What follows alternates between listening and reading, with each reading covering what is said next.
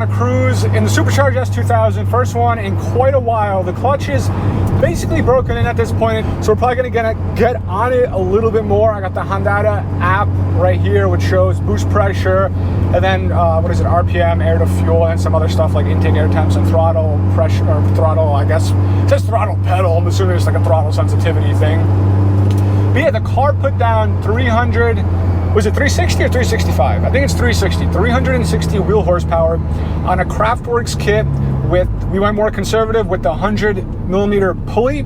I do have the 90, but I didn't put it on yet. We could probably creep closer to the 400 mark, but just from even just driving it a little bit, it was feeling, you know what, this is a pain to go, maybe I will. We'll see. This is like a pain to make a left out of here. But yeah, it felt really, really good even when I was just babying the car. Like I could feel the power really just coming on, the way the boost was responding, the car was responding. So I'm happy with this setup. 360 wheel horsepower on a car that weighs this light is actually pretty good. This guy's gonna let me go. Yep. You see that? So right there, I was literally just making a left turn, and that's, like I said, it's a pain to make a left out of there. Tires already starting to let loose. Now it doesn't help that it is pretty chilly. It says 50 degrees. The watch says 47, so it's between 47 to 50. Not warm, but not cold, you know, and it's got summer tires.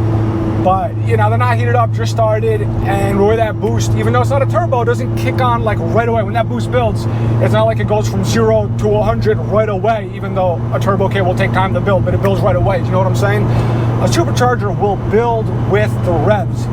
And that's why I went with the supercharger over a turbo kit. Could be more reliable in the long term. People kind of flip-flop around that, besides the belt and everything. I think it could be, if you maintain it and you don't go too crazy, I think the supercharger could be a little more reliable. Again, people will argue over that. But I wanted to keep that soul and the character of the S2000, which is basically not too much down low, and then it really starts to build power as the revs go up. That's why, you know, completely stock, the car would be kind of dead down low, and then VTEC kicks in, and it'll basically keep making power until its peak, basically at redline. And a supercharger keeps that same linear power band. If you were to look at a dynograph of a stock, naturally aspirated, not boosted S2000, and then you look at a supercharged one, I would imagine, I haven't even compared it back and forth, but I would imagine, let me see where I'm going here. I would imagine the chart is going to look very, very similar, except the power bands is going to go up a lot. Versus a turbo, you're going to have more of like a little bit slower, and then it's going to kick on. You're going to have more torque, but it might not be as linear.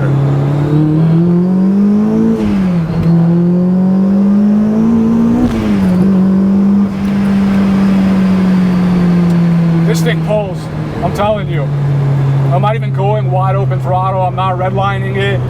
I'm obviously paying attention to how I'm driving, but this could maybe give us some info afterwards, but this thing freaking rips.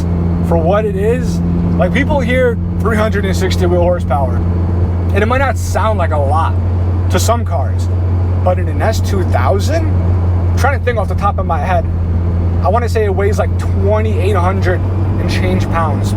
Because I know my 124 Spider weighed under 25, like the Miata's under 25, and that is extremely rare to have a car that's under 2,500 pounds.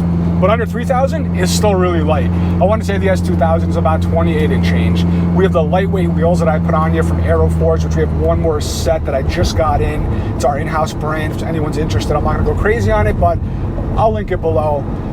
Lightweight wheels.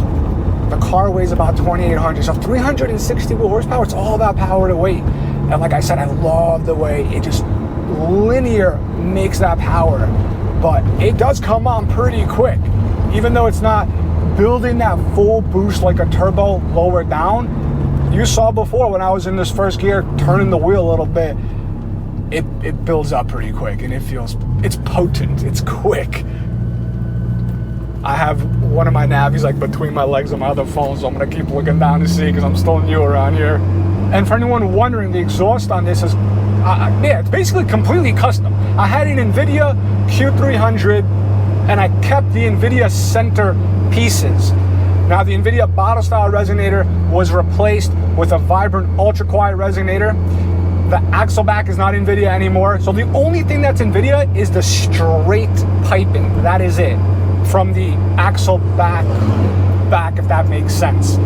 It's got a Burke high flow cat, 2.75 inch piping it's a 2.75 obviously Burke high flow cat, 2.75 inch piping in the mid with an NVIDIA, we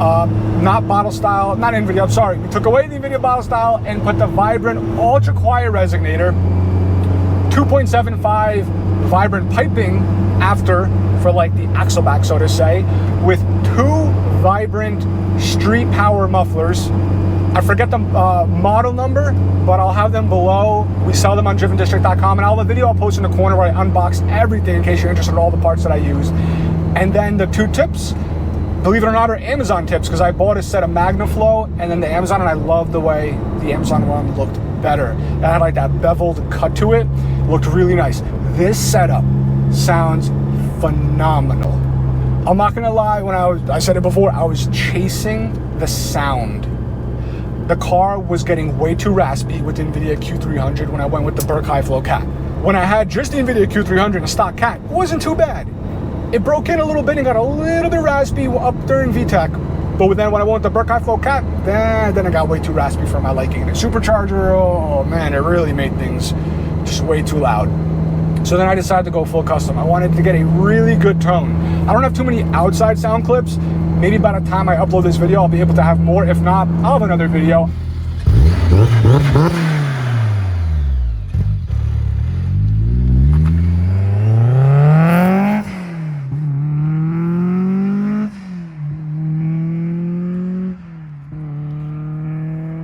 I do have a few like shorts here and there and some other, I'll link whatever I have currently up, but it sounds phenomenal outside. Inside it sounds phenomenal as well.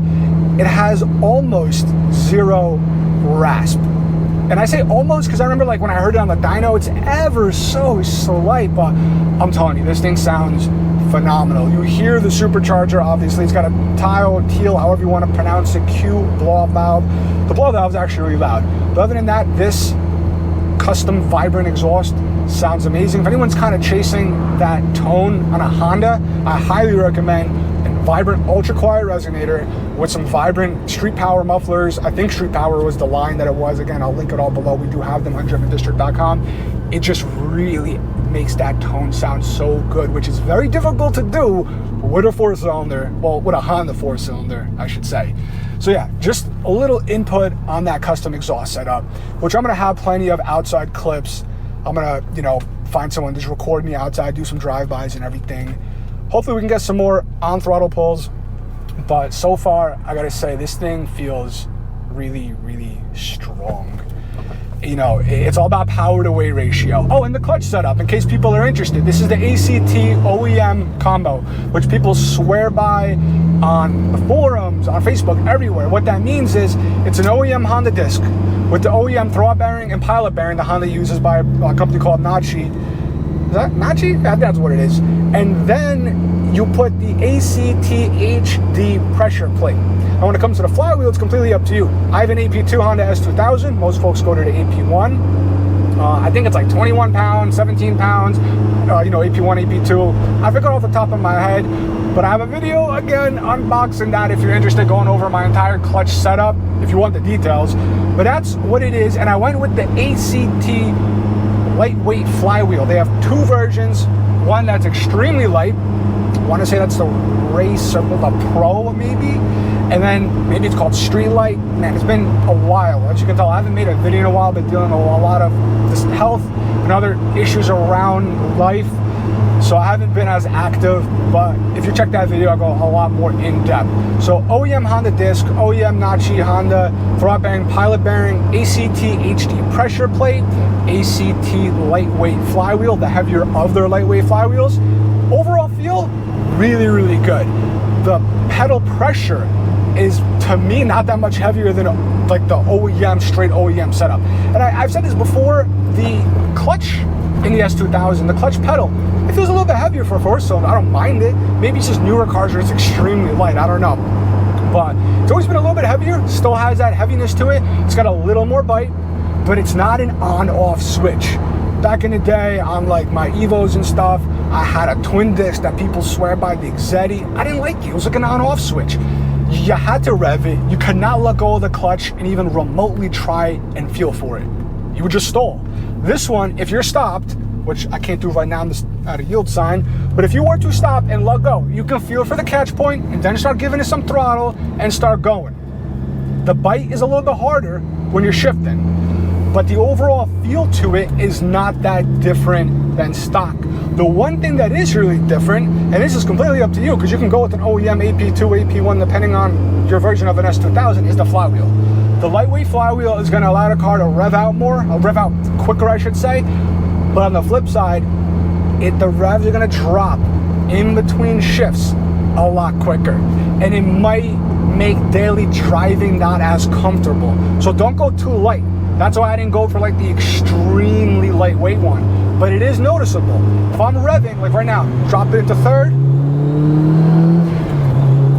you gotta shift fairly quick in between shifting. You know, when you get in between gears, you gotta shift fairly quick. Even though you're not racing or trying to, you gotta shift fairly quick, because those revs will drop at a much faster pace than the stock flywheel. But overall, this setup, I love it. The ACT OEM combo, everything OEM besides ACT, HD pressure plate, and the ACT flywheel, feels great, revs out great. Again, when you're downshifting, you don't gotta give it as much of a throttle blip. And on the flip side, like I said, they drop quicker. So give and take, up to you, and you can change that as you want. But people swear by this setup that it holds a lot of power. And 360 is not a ton. And torque was, what was it? I want to say it was 225. I'll put the numbers on screen. I think it was 360 wheel horsepower, 225 wheel torque or something. But it feels really good in a car of this nature. This small, this lightweight, this nimble feels phenomenal. Hopefully we can get a little more on-throttle pulls. So yeah, like I was saying, I was just rerouting the Navi because I just moved here like a few months ago and I barely go out that much. But yeah, this power level with this Kraftwerks kit feels really, really good. I did have some issues with the Supercharger unit initially, before I even left the shop. Since then, I put on hundreds of miles to break in the clutch. I've gone on it a little bit more, as you can tell. No issues or anything. Smooth. The power band is smooth. No belt slip or anything. But I did have an issue initially where the Supercharger failed right away, right that same day. I couldn't even leave the shop. I don't know what happened. Kraftwerks denied the warranty. So because of that, I can't feel confident in recommending this kit. When it's working, I've heard people say it works great, it's amazing. I know cars out there that use it professionally. I believe in Time Attack and other racing events. People who have it running proper, it's awesome. Right now, mine is running good. But it did have a problem initially that Kraftwerks did not approve the warranty when they sent it to Roadtricks.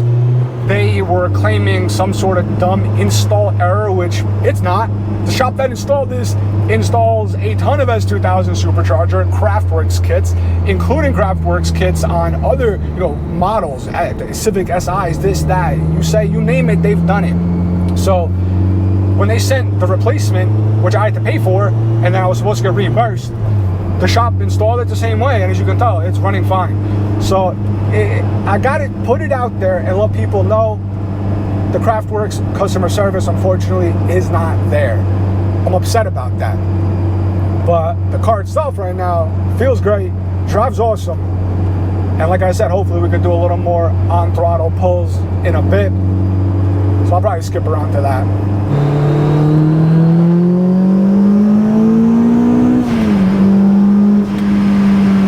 I love it. That pulls so strong and so linear. Like I said earlier in the video, I wanted to go Supercharger to keep that character and soul of the S2000. So it's not crazy, doesn't have an insane amount of torque, but it builds that power in such a linear fashion. Just like a stock S2000, you gotta rev the hell out of it to redline to really feel the power.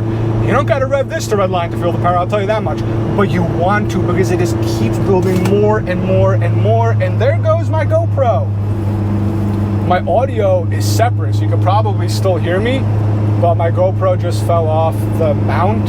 So when I come up to this red light, I'll put it back up. Right in the middle of talking. All right, I just put it back up. I don't know if it's gonna fall again because I did it very, very, very quickly because the light just turned green. But like I was just saying that the power band is just extremely linear, and I love the way the power comes on. Very similar to stock, just everything is raised up a bunch. So the car only has just under 30,000 miles. I have this car, I have the Integra Type S, I have the new 5th gen Prelude that I got that I'm gonna do some work to, but I gotta put this out there because I moved recently. I have some plans for other cars in the future. I have some other business and investment things I wanna do, and I might be selling some cars, and this S2000 might be one of them. Not because I don't love it, not because I don't want it. It's my second S2000, and I've always said I would never, I said I wouldn't sell this one because you learn from your mistakes. You know, I bought it from another enthusiast from the S2000 forums, and I really was gonna just keep this one for the long haul. But I don't know, you know, it's really hard. We just see which turn I gotta take. I'm still getting used to these freaking roundabouts. But I gotta think. I gotta do what's best, and I'm trying to, like I said, move some money around, business-wise, investment-wise, and then cars in the future. So I might put this up for sale in the future, but not anytime soon, because I gotta enjoy it a little bit. Like if you followed my videos on the S2000, I've had other cars where I would be more aggressive on for tuning and testing purposes.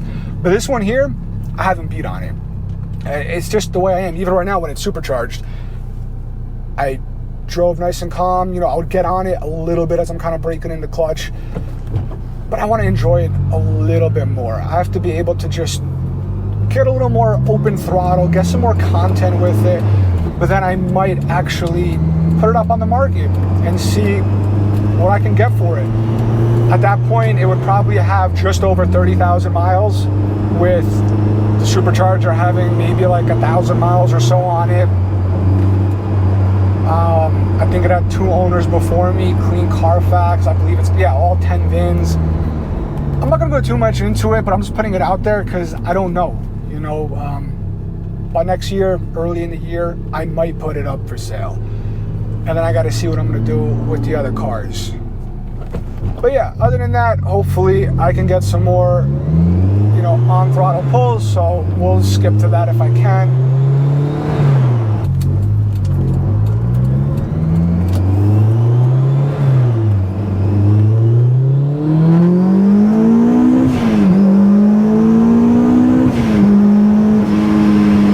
So if you're interested in more content and updates on all my cars and even other cars that I try to record that I don't own, be sure to subscribe to the channel. You could also check out drivendistrict.com for some performance parts, some merch, and also check us out on Instagram and TikTok. Been pretty active on TikTok. That's actually pretty fun. So many haters and trolls on TikTok. Go check it out. The videos that are like in the millions or hundreds of thousands, just go through the comments if you want to laugh. The haters and trolls are freaking crazy on TikTok. Anyway, I'll catch you guys in the next video. Appreciate the support. Thanks a lot.